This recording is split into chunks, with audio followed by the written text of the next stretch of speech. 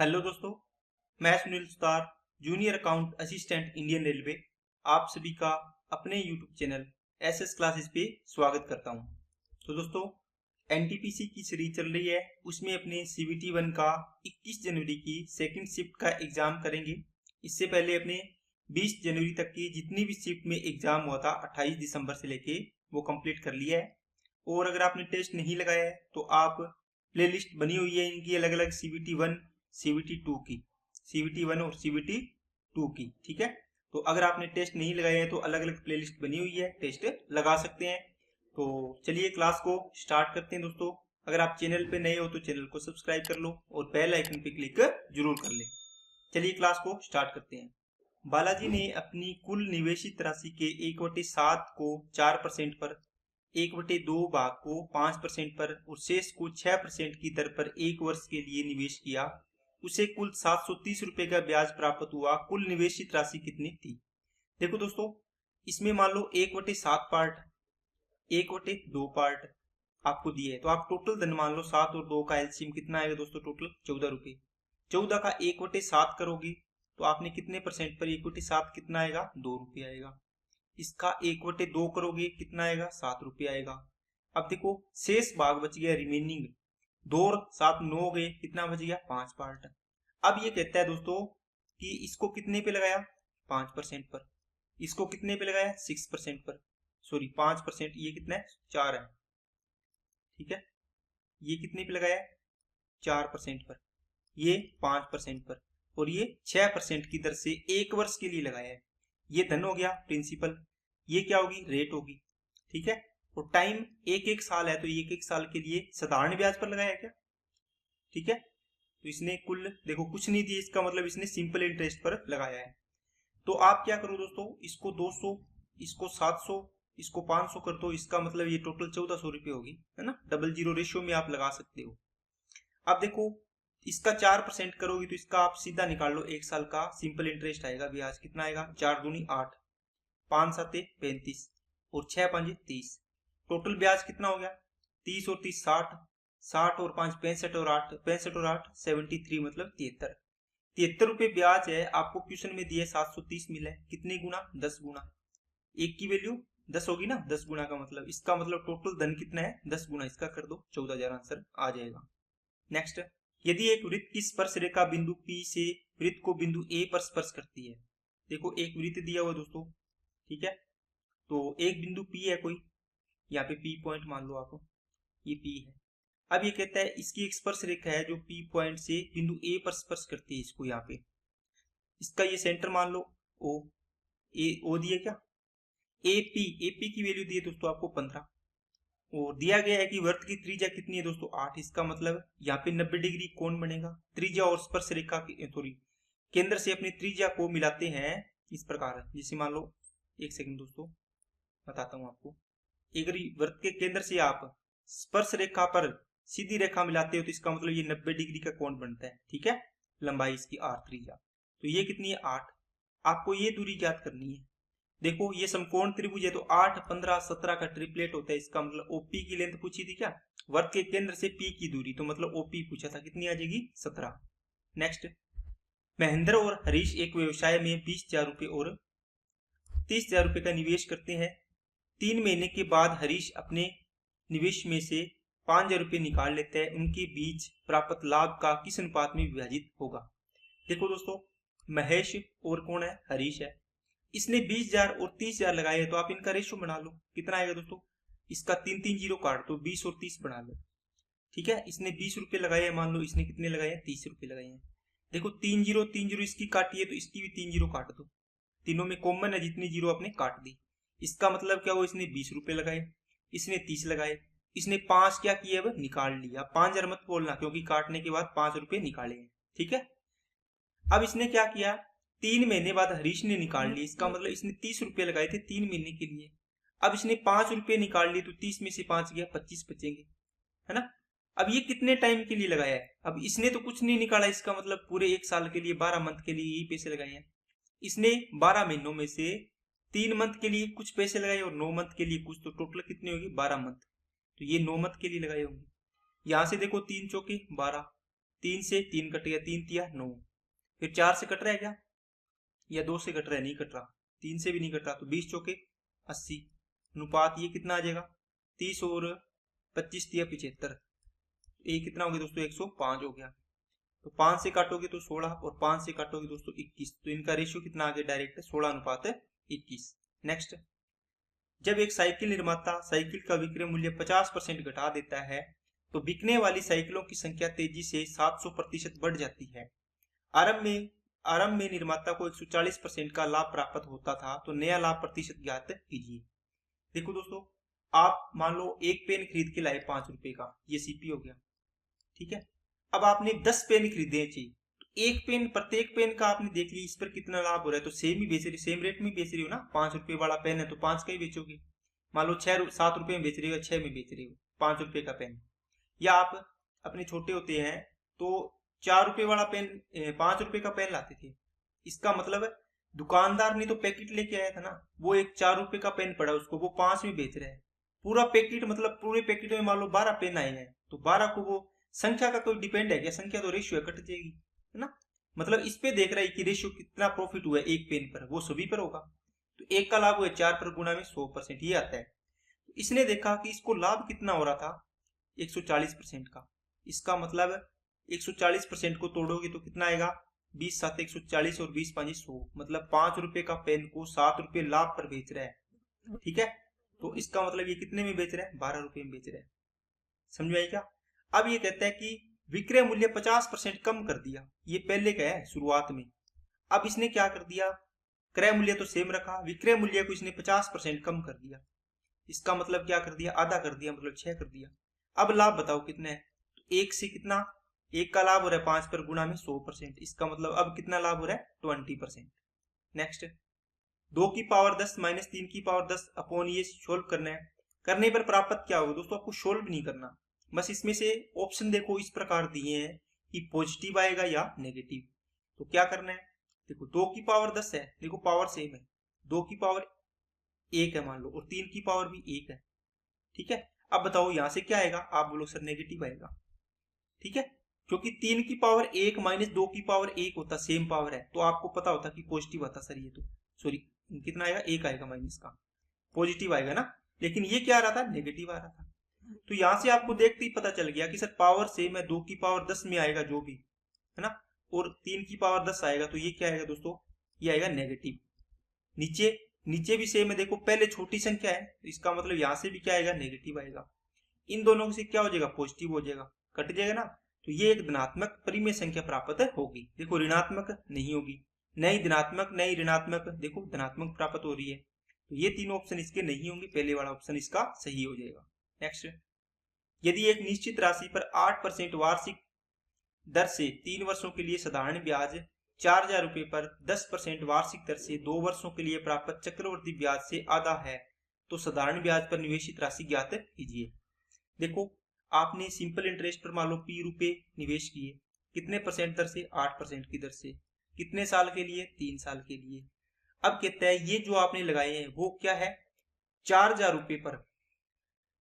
रुपए पर 10% वार्षिक दर से 2 वर्ष के चक्रवर्ती ब्याज, तो 10% की दर से 2 वर्ष का चक्रवर्ती ब्याज कितना आएगा दोस्तों, CI की दर आप बोलो सर 21% आएगी, ठीक है ना। x plus y plus x upon y, x into y बटे 100 आएगा। तो यहां से 21% का ब्याज बनेगा, आपने लिख दिया 21% का 2 साल का। अब कहते हैं जो ये ब्याज मिल रहा है इस पे, इसका आधा क्या होगा, ये मिलेगा इस पे ब्याज। देखो एक निश्चित राशि 8% 3 वर्षों के लिए प्राप्त साधारण ब्याज, ये देखो सिंपल इंटरेस्ट है, 4,000 पर 10% की दर से 2 वर्षों के लिए प्राप्त चक्रवर्ती ब्याज का आधा, चक्रवर्ती ब्याज से आधा। तो चक्रवर्ती ब्याज निकाल लिया आपने 2 साल का, ये इसका आधा कर दो, इसके बराबर हो जाएगा। अब यहां से काट दो, परसेंटेज से परसेंटेज गया, 3 एकम 3, 3 7 21, ठीक है। 2 से इसको काट दिया, कितना आ गया 2,000, और 8 से इसको काटोगे कितना आएगा 25, 250 आ गया, 25 7 175, 1750। तो मतलब P की वैल्यू कितनी आएगी, 1750। नेक्स्ट, यदि राम एक कार्य को 20 दिन में, कृष्णा 30 दिन में, और उसी कार्य को मिलकर कितने दिन में करेंगे दोनों, तो दोस्तों 60 LCM आ गया, 20 दिया 60, 30 दुए 60, 60 काम करने दोनों मिलकर करेंगे तो 5 काम करेंगे एक दिन में, कितने दिन लगाएंगे 12। नेक्स्ट, एक साइकिल चालक द्वारा एक निश्चित दूरी d एक निश्चित चाल से तय की जाती है। यदि एक जॉगर उससे दोगुने समय t में उससे आधी दूरी तय करता है तो साइकिल चालक की चाल और जॉगर की चाल का अनुपात। देखो दोस्तों, मान लो S1 एक कौन है, साइकिल, C फॉर साइकिल, और सी साइकिल की चाल और किसकी, जॉगर की चाल का अनुपात बताना है आपको। तो स्पीड बराबर क्या होता है, डिस्टेंस अपॉन क्या होता है, टाइम होता है। आप क्या करो दोस्तों, स्पीड का रेशियो बनाओगे, किसका, साइकिल वाले का, और किसका, जॉगर वाले का, जो भी है, ठीक है। अब तो बताओ, इसने डी दूरी तय की है, ठीक है, इसने कितनी दूरी तय की है, जॉगर से उसने दुगने समय में उससे आधी दूरी तय की है, इसका मतलब इसको 2d मान लो। तो इसने कितनी की होगी, डी दूरी आधी करी होगी, डी मानोगे तो इसको d/2 लिखना पड़ेगा। कितने टाइम में, इसने t टाइम में, ये कहते हैं उससे दुगने समय में, तो ये इसने 2t टाइम दिया होगा। बस इसका रेशो बनाना है, ये d से d कैंसिल, t से t कैंसिल। देखो यहाँ पे बना है 2/1, अनुपात यहाँ पे बना है 1/2। इनका आप क्रॉस मल्टीप्लाई करके हल करोगे तो 4:1 आ गया। इसका मतलब इसकी चाल का अनुपात क्या आ गया, 4:1। नेक्स्ट, मिश्रित करनी रूप में ज्ञात कीजिए दोस्तों। 1350 है, इसका मतलब 15 × 9 × 10 बनेगा, और 10 को क्या लिख सकते हो, 2 × 5 लिखोगे।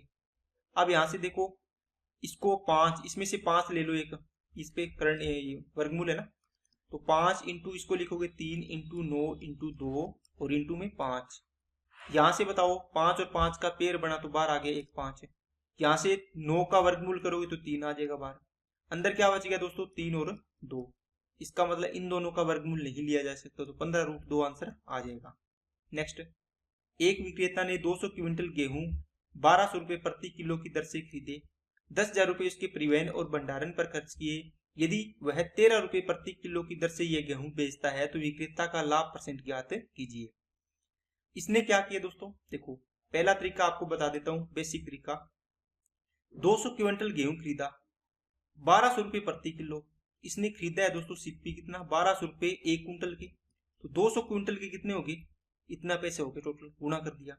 मान लो 10 रुपए प्रति किलो आप चावल खरीद रहे हो, आपको बोले कि 100 किलो चावल बताओ, तो 10 गुणा ही करोगे ना 100 किलो के, इससे 1 किलो का मूल्य ये 100 का निकालना, तो गुणा कर दिया। अब आपने क्या किया, ये तो चावल का खर्चा लग गया, आपने परिवहन पर 10,000 रुपये और लगाए, तो टोटल क्रय मूल्य तो ये होगा ना, तो 12 दूना 24, तो ये कितना हो जाएगा दोस्तों 24, और ये हो जाएगा 40,000 हो गया क्या, 2,40,000, और 10,000 ये हो गया तो 2,50,000 हो जाएगा टोटल, ठीक है। अब ये कह रहा है कि ये 13 रुपए प्रति किलो की दर से बेच रहा है, मतलब 1 किलो के 13 रुपए, मतलब 1300 रुपए क्विंटल हो गया ना, 1 किलो 13 रुपए का, तो 100 किलो मतलब 1 क्विंटल 1300 का, समझ गए। अब आपको कितने क्विंटल बेचने हैं, 200, ठीक है। तो 1300 दूना 26, मतलब 2,60,000, 2,60,000 में बेचेगा, ये इसका विक्रय मूल्य हो गया। तो यहां से सीपी, एसपी और सीपी का रेशियो बना लो, सीपी और एसपी को डायरेक्ट लिख लो। यहाँ से देखो 4 0 कटेगी, मतलब 25 की चीज को ये 26 में बेच रहा है दोस्तों, तो 25 1 का लाभ हो रहा है, 25 पर गुणा में 100 करोगे तो 4% का प्रॉफिट आ जाएगा, ठीक है ना। तो ये आसान सवाल था, इस प्रकार आपको इसको करना होगा। नेक्स्ट, इसको सोल्व करना है दोस्तों गुणनखंड।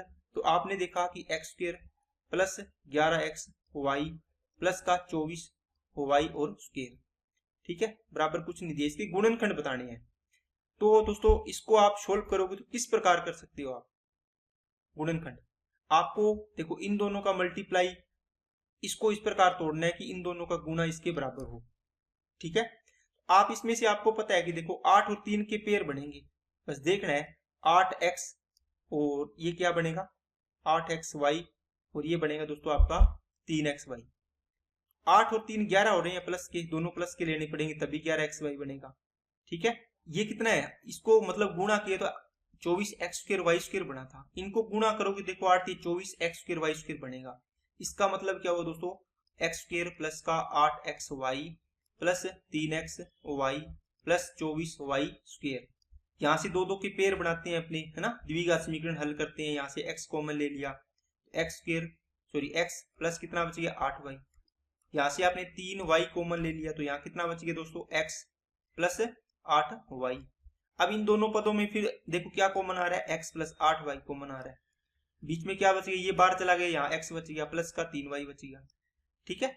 तो ये आपका ऑप्शन आ जाएगा 3 नंबर। इसको ऑप्शन से दोस्तों x और y की वैल्यू आप पुट कर लो, x की वैल्यू 1 और y की वैल्यू भी 1 पुट कर लो। यहाँ से कितना आएगा 1, यहाँ भी 11 आ गया, यहाँ कितना आ गया 24, 24 और 11 25, 35, 35 और 1 36 आना चाहिए, है ना, इनको गुणा करने पर।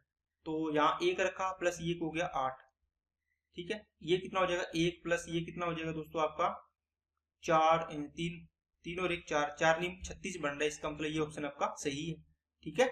यहाँ पे इसकी वैल्यू 36 आ रही है, तो इनमें आपको वैल्यू पुट करनी है, इसमें भी 36 आनी चाहिए, तो आप इस प्रकार कर सकते हैं। नेक्स्ट, 200 से कम वह सबसे बड़ी अभाज्य संख्या कौन सी होती है दोस्तों? 199 होती है, याद रखना, ठीक है। और 3 अंकों की सबसे छोटी अभाज्य संख्या 101 होती है। 3 अंकों की सबसे, ये 3 अंकों की नहीं, 200 से जस्ट कम तो 199 होती है, ठीक है। नेक्स्ट, ए बी के मुकाबले तेजी से कार्य करता है। ए और बी का एफिशिएंसी का रेशियो दिया हुआ दोस्तों, कितना? 2 गुना तेजी से।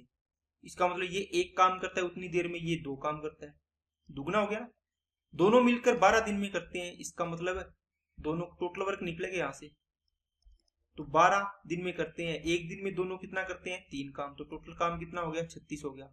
बी को करना है अकेले, तो बी का डिवाइड कर दो, 1 कितने दिन में करेगा अकेला? 36 में। नेक्स्ट, यदि 2/11 को -5/14 के व्युत्क्रम से गुणा किया जाए तो इसका मान 2/11 को -5/14 का व्युत्क्रम, देखो a का व्युत्क्रम क्या होगा दोस्तों? 1/a, है ना। x 1/x का व्युत्क्रम क्या होगा? x/1 होगा, या x/y का व्युत्क्रम क्या होगा? y/x होगा। तो यहाँ देखो 14/5 हो जाएगा इसका उल्टा व्युत्क्रम, तो ये माइनस है तो माइनस तो आना ही आना है, कुछ कट नहीं रहा, तो माइनस का 28 हो गया, और ये 11×5 55 हो गया, तो आंसर हो गया 2 नंबर। नेक्स्ट, यदि 7 से 8/9 को मिश्रित भिन्न में परिवर्तित किया जाता है और इसका अंश 70 + x हो तो x का मान, दोस्तों 7 × 63, 63 और 8 कितना हो गया? 71, ठीक है। अपॉन कितना आ जाएगा? 9। ये कहता है इसका अंश 70 + x है, इसका मतलब ये अंश है तो इसके बराबर होना चाहिए। तो x की वैल्यू कितनी पुट करो कि इसके बराबर हो जाए? तो आप बोलो सिर्फ 1 पुट कर देंगे। नेक्स्ट, इनको अवरोही क्रम में लिखना है, मतलब बड़े से छोटे की ओर, बड़े से छोटे की ओर। तो अब देखो इसमें 2/5 है, इसको देखो दोस्तों 5 3 इनका एलसीएम ले लिया करो, या फिर आप इनको डिवाइड कर लिया करो, या फिर परसेंटेज में चेंज कर लिया करो। 2/1/5 20%, 2/5 40% हो गया, ठीक है। 1/3 33.33% होता है। 1/7 कितना होता है दोस्तों? 14% के लगभग, 14 थी, ये 42% के लगभग है, 42 या 43 मान लो। तो सबसे बड़ा कौन है? 43%, मतलब तीसरे बड़ा, 3/7 पहले आएगा, ये रहा, इसमें भी आ रहा है, इसमें भी आ रहा है। इसके बाद 40% पहला 2/5 आएगा, इसमें देखो 2/5 यहाँ आ रहा है, यहाँ नहीं आ रहा, इसका मतलब ये ऑप्शन सही हो गया। नेक्स्ट, यदि ये घन की भुजा 9√3 है तो इसके विकिरण की लंबाई, देखो घन का विकिरण क्या होता है दोस्तों? डायगोनल, वो होता है √3a। तो घन की भुजा a की वैल्यू दे रखी है दोस्तों आपको कितनी?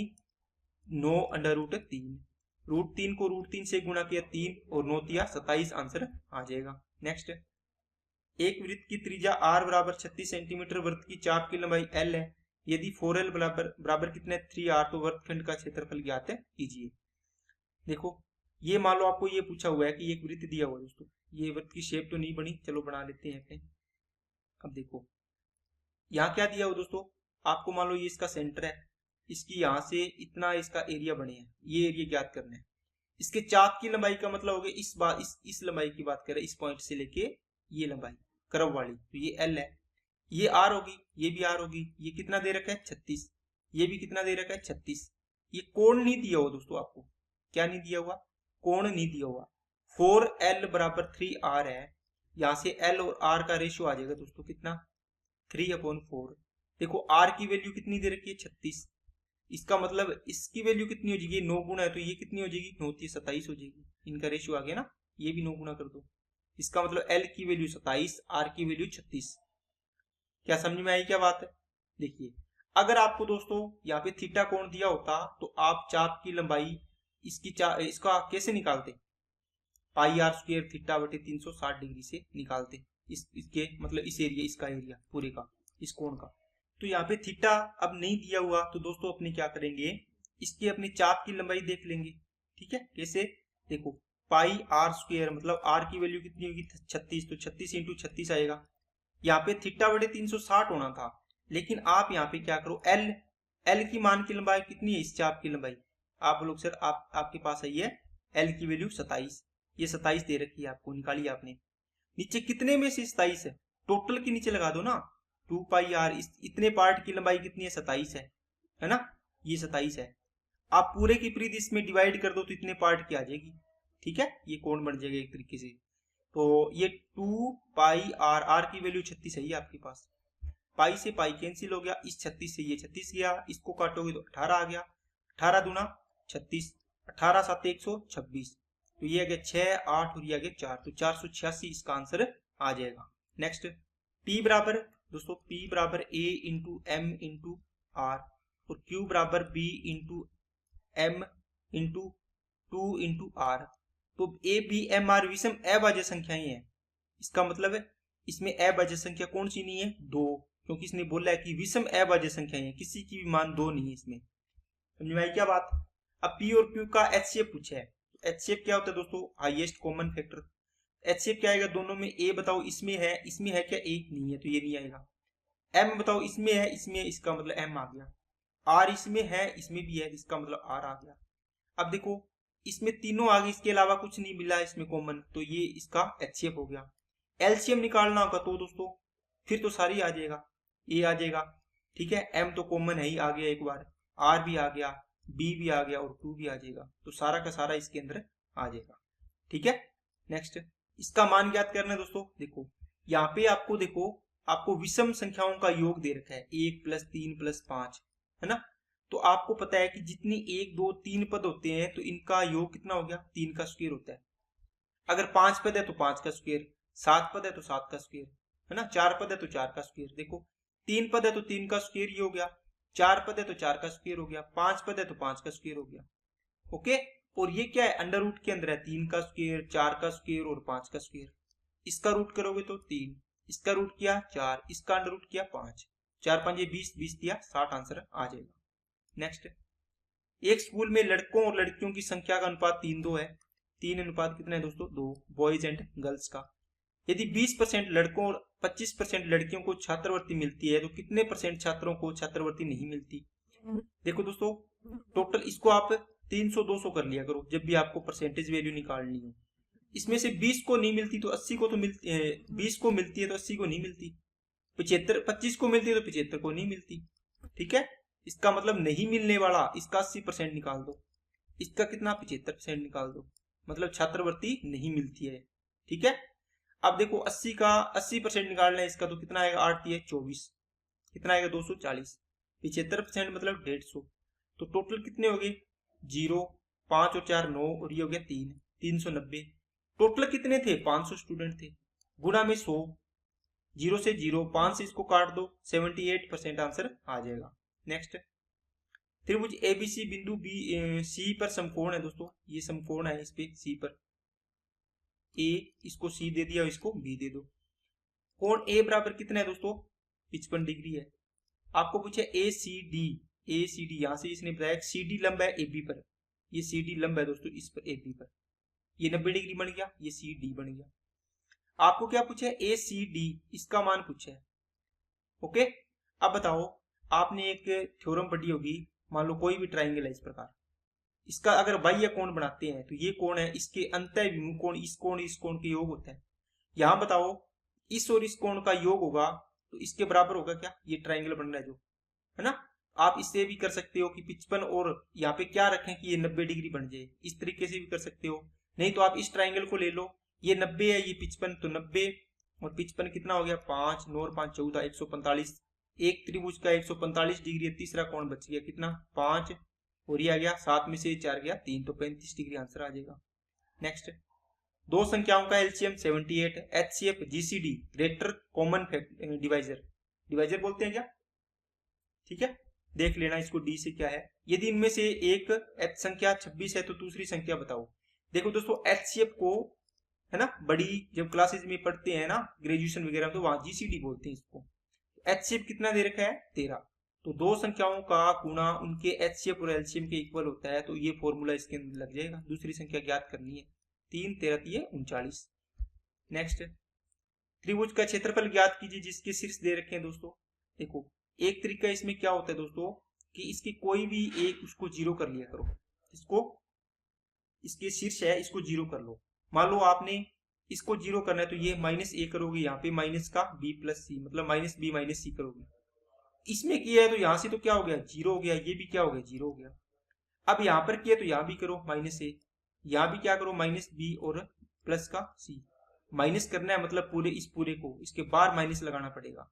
यहाँ भी माइनस ए और यहाँ पर भी माइनस बी प्लस सी करोगे। अब बताओ यहाँ कितना आएगा, ए माइनस ए, ये कितना हो गया जीरो हो गया। देखो बी माइनस सी, इसमें से माइनस बी प्लस, तो ये माइनस माइनस अंदर गुणा होगा तो प्लस माइनस हो जाएगा ना, तो ये कट गया, इससे माइनस टू सी आ गया। ओके, यहां से कितना आएगा, ये माइनस ए और माइनस ए मतलब माइनस का टू ए हो गया। ये कितना होगा, सी में से माइनस करना है दोस्तों आपको बी माइनस सी, ये सी कट गया, इसका मतलब यहाँ माइनस का बी आ गया। अब आप क्या करो, बाहर वालों का गुणा करो अंदर वालों का गुणा करो, तो बाहर वालों का गुणा किए तो जीरो आ गया है ना, अंदर वालों का गुणा करोगे तो दो दुए चार, चार ए और सी, ठीक है, माइनस माइनस प्लस हो जाएगा, यहाँ पे अंतर करना होता है, बटे दो करना है। अब इसको करोगे तो माइनस का टू ए सी आ गया। अब माइनस को भूल जाओ, जो बच गया उसके अलावा वो आपका आंसर हो जाएगा, ठीक है। व्यंजक tan A upon one minus cot A plus cot A upon one minus tan A को किस प्रकार लिखा जाएगा। देखो दोस्तों ये काफी लेंथी सवाल है, इसको अगर बेसिक से करोगे तो आप बहुत लंबा जाएगा। तो आप क्या करो, या तो इसको वैल्यू पुट कर लो ए की, ठीक है, जो इसमें वैल्यू पुट करके आएगा उसका मान आएगा उतने के बराबर, फिर इसमें वैल्यू पुट करने है तो उतना ही मान यहाँ से आना चाहिए, ठीक है, पहला तरीका तो ये। फिर दूसरा तरीका दोस्तों आप क्या करो, इसके अंदर एक समकोण त्रिभुज मान लो, तो ये तीन ये चार और ये पांच मान लो, क्या दिक्कत है, ये कोण ए मान लो इधर वाला, इसके अकॉर्डिंग ये परपेंडिकुलर हो गया, ये बेस हो गया, ये हाइपोटेनस हो गया। यहाँ पुट करो टेन ए, टेन क्या होता है परपेंडिकुलर अपॉन बेस, तो चार बटे तीन आएगा, अपॉन वन माइनस कोट क्या होता है टेन का उल्टा, तो टेन की वैल्यू निकाल ली ना आपने टेन ए की, कितनी चार बटे तीन, तो कोट ए क्या होगा दोस्तों तीन बटे चार होगा, बार बार देखना नहीं पड़ेगा, तीन बटे चार करो, प्लस यहाँ देखो कोट ए मतलब तीन बटे चार, अपॉन वन माइनस टेन ए मतलब चार बटे तीन। अब इसको सोल्व करो, चार बटे तीन, नीचे चार एकम चार में से तीन गया एक बटे चार, बराबर प्लस ये कितना आएगा तीन बटे चार, ये तीन एकम तीन और ये हो जाएगा माइनस का वन अपॉन थ्री।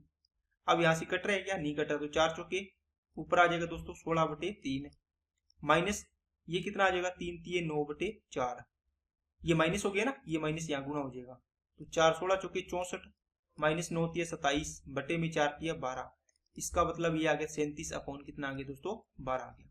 14 में से 7 गया 7, 5 में से 2 गया 3। अब इनमें से किसी में वैल्यू पुट करके देखो तो वहां पर भी यही आना चाहिए मान, ठीक है। तो इसमें वैल्यू पुट करोगे आप देखो 1 प्लस इसकी वैल्यू सेक ए क्या होता है, सेक सेक होता है कोस का उल्टा दोस्तों, तो इसका मतलब आधार अपॉन लंब है, तो लंब बटे क्या होगा, क्या होगा आधार अपॉन कर्ण होता है ना, कोस कोस का उल्टा कर्ण अपॉन क्या होगा आधार होगा, कर्ण कितना है 5, आधार कितना है 3, इंटू में कोसेक क्या होता है साइन का उल्टा, साइन क्या होता है लंब बटे कर्ण 4 बटे 5, तो ये 5 बटे 4 हो जाएगा, तो 4 तिया 12, 1 प्लस 25 बटे कितना हो गया 12, 12 एकम 12 और 25 37 बटे 12 आ जाएगा, इसका मतलब ये ऑप्शन इसका सही है। Next sine theta plus cos theta upon ये दे रखा है दोस्तों, आपको बताया हुआ है ए प्लस बी अपॉन ए माइनस बी दे रखा हो, बराबर में मान लो कुछ भी दे रखा हो 3 बटे 4 या 5 बटे 4, आप क्या करो इनको एक बार जोड़ दो, दोनों को जोड़ोगे तो देखो ये कट जाएगा, तो ऊपर बचेगा ए और नीचे बी, ये 2a आएगा, यहाँ भी 2b आएगा, ये कट जाता है, इसलिए मैं डायरेक्ट लिख देते हैं अपने यहाँ पे a यहाँ पे नीचे b, बराबर में यहाँ 5 और 4 9 और ये 5 में से 4 गया a, यहाँ भी कर दो, यहाँ आप लगाओगे देखो पहले इनको जोड़ोगे तो यहाँ पे बनेगा 2 साइन थीटा अपॉन क्या बनेगा 2 कोस थीटा बनेगा, यहाँ भी जोड़ दो तो यहाँ पे 2 अंडर रूट 3 बनेगा, अपॉन यहाँ पे बनेगा दोस्तों 2 इंटू 1 मतलब 2 इंटू 1, ये दूसरे वाला बचेगा ना माइनस करोगे तो। अब क्यों बचता है देखो माइनस है, root 3 minus 1 plus root 3 plus 1 करोगे, देखो ये कट गया तो ये रूट 3 और रूट 3 कितना हो गया 2 रूट 3 हो गया, जब इनको माइनस करोगे है ना, तो देखो ये कट जाएगा आपकी बार, ये माइनस का 2 रूट ये 2 आ जाएगा, तो ये कितना आ गया माइनस का 2 आ गया ना, तो ये माइनस 2 आ जाएगा। अब देखो यहां से इसको ये काट दो, ये इससे कट जाएगा, तो टेन थीटा इक्वल टू कितना आ गया टेन सॉरी ए है क्या टेन थीटा, तो माइनस का √3 आ गया। अब देखो दोस्तों यहाँ पे ये माइनस का √3 आया है, तो अपने क्या करें, ये किस में होगा, या तो आप देखो ये क्वाड्रेंट बनते हैं, ये फर्स्ट, सेकंड और ये थर्ड, ये फोर्थ। आपको पता है कि 10 होता है वो इन दो क्वाड्रेंट के अंदर क्या होगा, पॉजिटिव होगा, है ना, बाकी में नेगेटिव होगा। तो आपको इसमें देखना है या इसमें आएगा इसका मान। तो 180 डिग्री होता है ये कितना होता है 360 डिग्री। अब आपको चेक करना है दोस्तों इसको कि कौन से इसमें आएगा या इसमें आएगा। 10 180 माइनस थीटा करोगे तो 10 ही रहेगा बराबर में, है ना, 10 थीटा होता है। इसका मतलब आपने 60 डिग्री माइनस किया इसको। ओके, तो 180 माइनस 60 120 इसमें आएगा। इसका मतलब 10 60 डिग्री किस में आएगा, इसमें चेंज नहीं होता ना, 10 ये 10 60 डिग्री बन जाएगा, किस में आएगा, सेकंड क्वाड्रेंट में। 120 बचेगा, कितना आएगा 120। तो 120 तो इस ऑप्शन में दिया ही नहीं है, इसलिए ये ऑप्शन नहीं हो सकता। अगर आप इसको ये नहीं आया तो आप 360 माइनस थीटा करके देखो 60 डिग्री, तो ये कितना आएगा 10 300 डिग्री आएगा। अब देखो 300 डिग्री ऑप्शन में है यहाँ पे, इसका मतलब ये ऑप्शन इसका सही है। ठीक है, ऑप्शन तो ये भी सही है 120 डिग्री वाला, लेकिन इसका ऑप्शन ये भी सही है 300 डिग्री वाला। नेक्स्ट, यदि भोजन पर व्यय 2 गुना हो जाता है और अन्य सभी मतों पर व्यय आधा हो जाता है, तो भोजन पर व्यय में होने वाली लगभग वृद्धि कुल व्यय के कितने प्रतिशत के बराबर होगी। देखो दोस्तों यहाँ पे ये बोल रहा है कि अब भोजन पर कितना व्यय हो रहा है, आपने 4000 रुपये खर्च कर रहे हो भोजन पर, फूड पर। ठीक है, फूड लिख दिया मैंने, 4000, ये 2500 और 4000 हो गए, 4 और 4 8, 8 और 2 10,000। तो 10,000 में से 4000 आप खर्च कर रहे हो फूड पर, तो कितना परसेंट खर्च कर रहे हो, 40%। अब कहता है कि ये तो डबल कर दिया, 8000 हो गया, बाकी को आधा कर दिया, मतलब ये 4 था तो ये पूरा कितना था 6, तो 6 की जगह अब कितना कर दिया टोटल खर्चा 3000। अब 8 और 3 कितना हो गया टोटल खर्चा 11,000। 11,000 में से अब आप 8,000 रुपये खर्च कर रहे हो किस पर, इस पर, भोजन पर। 100 में से कितना करोगे, 0 से 0, ये 0 इससे कट गई, 11 से इसको काटा, 11 7 77, 3 और 11 दूना 22, 8 11 8 88, 72.8 के लगभग आएगा। ठीक है, आप देखो कितनी वृद्धि इसका अंतर आ रहा है, तो 32 पॉइंट समथिंग आ रहा है, इसका मतलब ये 33% के लगभग आंसर आ जाएगा। नेक्स्ट, आपको दी गई तालिका में कंपनी द्वारा निर्मित उत्पादों को दर्शाया गया जिसमें कुछ उत्पाद दोषपूर्ण है, किस उत्पाद में दोषपूर्ण डिफेक्टिव यूनिट्स का प्रतिशत सबसे कम है। देखो दोस्तों आपने जैसे मान लो ऊपर कोई भी चीज रखी है, जैसे मान लो आपने रख दिया 20, नीचे आपने रखा 25, या 25 क्या 5 रख लो आप, ठीक है, ऊपर आपने 20 ही रखा सेम, और नीचे आपने क्या कर दिया 10 कर दिया, मतलब देखो नीचे की संख्या हर को बढ़ा दिया। यहां से इसका रिजल्ट क्या आता है 4, यहां से इसका रिजल्ट कितना आएगा 2। देखो आपने अंश को सेम रखा है ना, कम चेंज किया, चेंज नहीं किया। नीचे वाली संख्या को चेंज करोगे, बढ़ाओगे तो मान कम हो जाएगा। देखो आपने 5 से 10 कर दिया, बढ़ा दिए तो मान कम हो गया। ठीक है, इसका मतलब नीचे वाले मान कम करोगे तो मान ओवरऑल मान रिजल्ट मान कितना आएगा, बड़ा आएगा। तो यही चीज आप इसको ध्यान देना है। बाकी आप इसको अगर पूरा क्वेश्चन को सोल्व करोगे तो पूरा कर लेना, बाकी अगर थोड़ा सा इसमें लगाओगे आप ध्यान से चीजें। इसने पूछा है कि सबसे कम प्रतिशत, क्या पूछे, दोषपूर्ण इकाइयों का प्रतिशत सबसे कम है।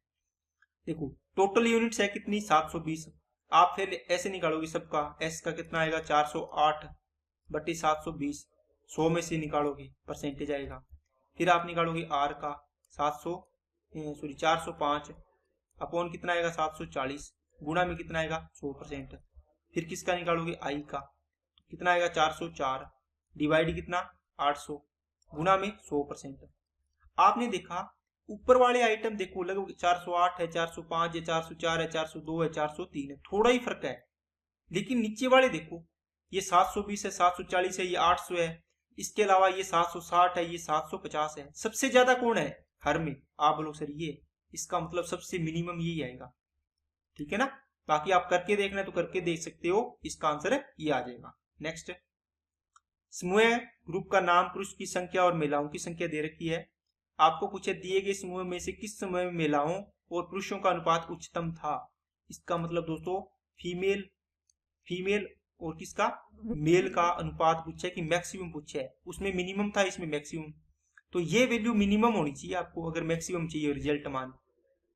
ठीक है, रिजल्ट अगर मैक्सिमम चाहिए तो नीचे वाली मिनिमम में होनी चाहिए वैल्यू, पीछे वाले में क्या था, अगर आपको रिजल्ट क्या चाहिए, रिजल्ट क्या चाहिए, मिनिमम।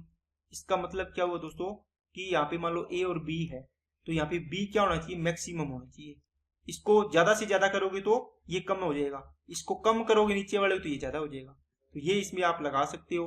तो ये मिनिमम नीचे वाला कौन सा होगा, ये 950 आएगा नीचे, मेल है ना, ये मेल फीमेल बटे मेल है। ये 650, 720, और सबसे कम कौन सा है, बी वाला, ये देखो, है ना। तो यही ऑप्शन है इसका आंसर, ठीक है ना। तो यहाँ से ये चीज आप सीख गए होंगे अच्छे तरीके से। तो आज की क्लास के सारे क्वेश्चन कंप्लीट होते हैं दोस्तों। अगर आपको वीडियो अच्छी लगे तो लाइक करना, चैनल को सब्सक्राइब नहीं किया तो चैनल को सब्सक्राइब कर लें, बेल आइकन पे क्लिक जरूर कर लें। आज के लिए इतना ही, ओके, थैंक यू।